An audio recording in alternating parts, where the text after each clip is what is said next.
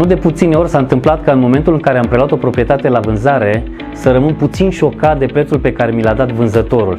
De cele mai multe ori acesta este cu mult peste media reală de vânzare. Bineînțeles că l-am întrebat cum ați obținut acest preț și de cele mai multe ori răspunsurile sunt la fel. Am văzut că acesta este prețul care se cere pe piață, parțial de acord cu tine, însă ceea ce nu știi este prețul cu care se vinde în realitate acea locuință în fața unui notar public. Un alt răspuns este vecinul meu a vândut cu atât. Această informație o putem trece în categoria informații neverificate. Ba mai mult, pot să-ți dau multe exemple în care vânzătorul cerea cumpărătorului să le spună vecinilor că a vândut la un preț mai mare. Imaginează ce o să facă vecinul.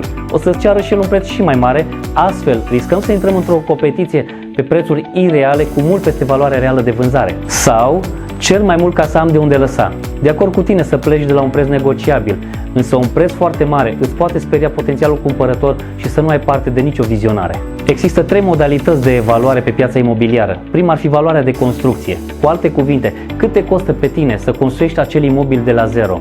Evaluarea aceasta este folosită în special la case, nu la apartamente. A doua modalitate este valoarea de investiție. Cu alte cuvinte, să faci un calcul din care să-ți reiasă în cât timp vei recupera investiția dacă vei scoate imobilul la închiriat. A treia modalitate de evaluare și cea mai des întâlnită este realizată prin comparație directă. Mai exact, apartamentul pe care dorești să-l vinzi îl compari cu alte apartamente similare ca zonă, număr de camere, etaj, suprafață și orientare. Și chiar și așa, există câteva elemente foarte importante de care trebuie să ții cont atunci când realizezi evaluarea. Dacă vei compara apartamentul tău cu un apartament care este pe piață de 6 luni sau chiar un an de zile, există riscul ca și tu să treci prin aceeași experiență. Există o diferență de câteva mii de euro, dacă nu și mai mult, între un apartament finisat și mobilat recent față de un apartament finisat și mobilat acum 10-15 ani.